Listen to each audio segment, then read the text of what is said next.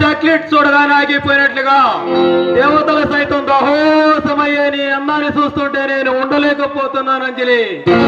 నిన్ను కిడ్నాప్ చేయించింది నేనే, నువ్వు భయపడకు అంజలి.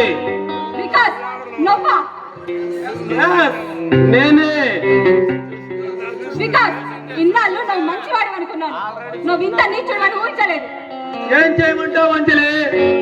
నిన్ను నా ప్రాణం కంటే ఎక్కువగా ప్రేమించాను, కానీ నువ్వు నన్ను కానీ నా ప్రేమను కానీ పట్టించుకోవటం లేదు.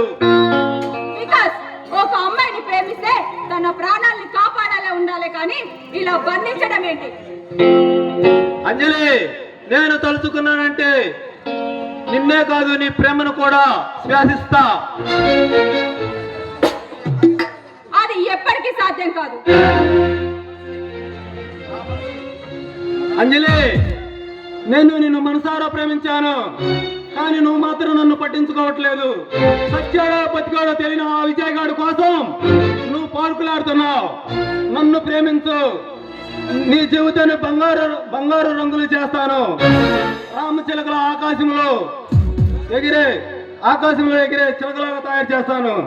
అయినా అంజలి, స్వచ్ఛమైన ప్రేమ కోసం పిచ్చివాళ్ళే తిరుగుతున్న ఈ ఆంధ్ర రాష్ట్రంలో ఒక అమ్మాయి ప్రేమ కోసం ఒక రోజు లేదా వారం రోజులు లేదా ఒక నెల లేదా ఒక సంవత్సరం, కానీ నీ వెనకాల 4 సంవత్సరాల నుంచి తిరుగుతున్నా నేను. మూర్ఖుణ్ణి, పిచ్చివాడిని. నాలాగా వైజాగ్ జగదాంబ సెంటర్లోనా, బెజవాడి బెంజి సెంటర్లో, హైదరాబాద్ హ్యాబిట్స్ లో, గుంటూరు జినాదేవ సెంటర్ లో, ఒకటేమిటి ఈ ఆంధ్ర రాష్ట్రంలో ప్రతి ఊరిలోన స్వచ్ఛమైన ప్రేమ కోసం పిచ్చి వాళ్ళై తిరుగుతున్నా ఈ గుండెల్లో ఉన్న ప్రేమను ఏ ఆడపిల్ల పట్టించుకోవడం లేదు. స్వచ్ఛమైన ప్రేమను పట్టించుకోరు. చూడు, కానీ ప్రతి అమ్మాయి ప్రేమించాం పెళ్లి చేసుకుంటామని చెప్పి కడుపు చేసి పారిపోయే వాళ్ళు నమ్ముతున్నారు. అంజలి, నన్ను నమ్ము, నేను మనసారా ప్రేమించాను. I love you. నా విజయ్ నా కోసం తప్పకుండా తిరిగి వస్తాడు. వాడు సస్తాడో బ్రతుకుతాడో తెలియని ఒక అనాథ కోసం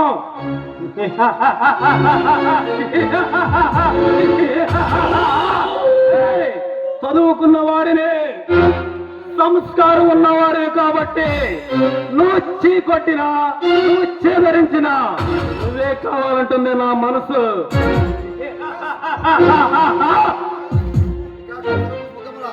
వికాస్, మృగంలో ప్రవర్తించడం కాస్త మనిషిలా ప్రవర్తించడం నేర్చుకో. అంజలి, నువ్వు అన్నట్టు నేను మృగంగా అయినా సరే మారి నా కోరికను తీర్చుకుంటాను.